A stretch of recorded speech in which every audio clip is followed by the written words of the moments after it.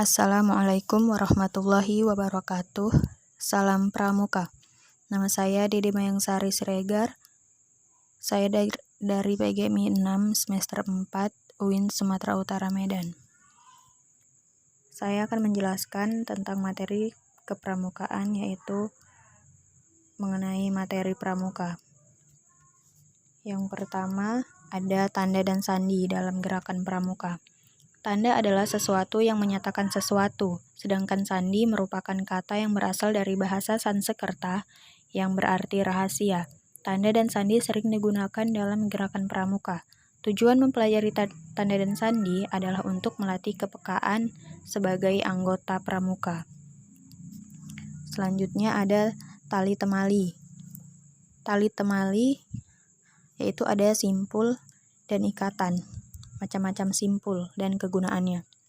Simpul merupakan hasil atau bentukan dari satu atau dua utas tali. Yang pertama, contohnya ada simpul hidup, berfungsi untuk mengikat suatu benda dengan kuat, tapi untuk melepaskannya tidak susah. Tali temali simpul ini biasanya digunakan untuk mengikat hewan. 2. Simpul mati adalah simpul yang biasanya digunakan untuk mengakhiri suatu simpul. Walaupun simpul ini terlihat mudah dalam membuatnya, namun banyak juga yang salah dalam membuatnya. Simpul ini berfungsi untuk menyambung dua utas tali yang sama besarnya dan tidak licin.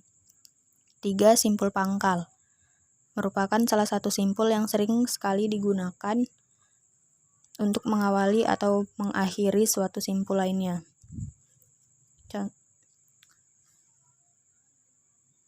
Selanjutnya ada simpul jangkar. Dalam pembuatannya tidak begitu sulit, ada beberapa cara dalam membuat tali temali simpul jangkar ini. Salah satunya adalah bagi tali menjadi dua, kemudian lingkarkan pada benda yang ingin ditali, kemudian tarik kedua badan tali sehingga semua tali masuk ke dalam benda. Selain itu ada simpul anyam ganda, simpul erat, simpul kembar, simpul tiang berganda, dan lain-lain. Selanjutnya ada tentang ikatan dan kegunaannya. Ikatan adalah bentukan dari tali yang digunakan untuk mengikat barang atau benda. Macam-macam ikatan. 1. Ikatan pangkal, gunanya untuk mengikatkan tali ikatan pada kayu atau tiang. 2. Ikatan kaki 3, memiliki fungsi untuk mengikat tiang 3 kaki sekaligus dalam satu ikatan untuk membuat kaki 3 atau jemuran. 3. Ikatan palang berfungsi untuk mengencangkan kedua tongkat secara vertikal dan horizontal sehingga kedua tongkat tersebut menjadi satu dan sulit dilepaskan. 4. Ikatan silang berfungsi untuk mengikat dua buah tongkat bersilangan dan tidak membentuk siku-siku. 5. Ikatan canggah berfungsi untuk menyambung tongkat dengan tali secara sejajar. Ikatan canggah umum dikenal dengan nama ikatan sambung tongkat. 6. Ada ikatan jangkar, gunanya untuk mengikat jangkar dan benda lainnya yang berbentuk ring. Ada ikatan tarik, ikatan tiang, ikatan palang, ikatan tambat, dan lain-lain.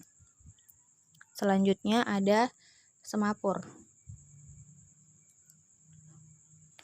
Semapur adalah suatu cara untuk mengirim dan menerima berita dengan menggunakan bendera, dayung, batang, tangan kosong, atau dengan sarung tangan.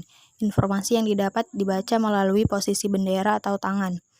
Namun kini umumnya digunakan adalah bendera yang dinamakan bendera semapur.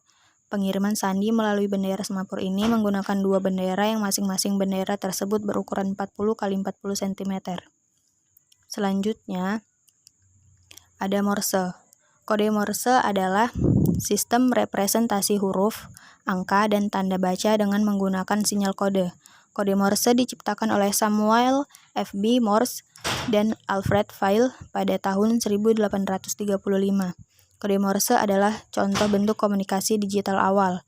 Sandi Morse yang telah ada terus dikembangkan dengan menambahkan beberapa kode untuk tanda baca yang juga telah disepakati dalam dunia internasional. Semboyan Morse dapat dilakukan dengan berbagai cara, diantaranya 1. Suara, yaitu dengan menggunakan peluit 2. Sinar, yaitu dengan menggunakan senter. 3. Tulisan, yaitu dengan menggunakan titik dan strip. 4. Bendera, yaitu dengan bendera Morse. Selanjutnya ada kompas. Kompas merupakan alat penunjuk arah mata angin. Jenis kompas yang biasa digunakan untuk keperluan navigasi darat yaitu kompas bidik dan kompas orientering. Kompas juga menjadi alat dasar untuk bertahan hidup di alam bebas. Kompas merupakan salah satu alat yang digunakan dalam kegiatan pramuka, khususnya kegiatan penjelajahan maupun pembuatan peta. Kompas adalah alat bantu yang untuk menentukan arah mata angin. Bagian-bagian kompas yang penting antara lain 1. Dial, yaitu permukaan di mana tertera angka dan huruf mata angin seperti pada permukaan jam. 2. Visir. Visir adalah lubang dengan kawat halus untuk membidik sasaran. 3. Kaca pembesar. 4. Jarum penunjuk. 5. Tutup dial dengan 2 garis bersudut 450 yang dapat diputar. 6. Alat penggantung yang digunakan sebagai memasukkan ibu jari untuk memudahkan menopang kompas pada saat membidik. Cara menggunakan kompas. Cara menggunakan kompas, pertama, letakkan kompas di atas permukaan yang datar. Setelah jarum kompas tidak bergerak, maka jarum tersebut menunjukkan arah utara magnet. 2. Bidik sasaran melalui visir. Melalui celah pada kaca pembesar, setelah itu miringkan kaca pembesar kira-kira bersudut 50 dengan kaca dial. 3. Apabila visir diragukan karena kurang jelas terlihat dari kaca pembesar, luruskan garis yang terdapat pada tutup dial ke arah visir, searah dengan sasaran bidik, agar mudah terlihat melalui kaca pembesar.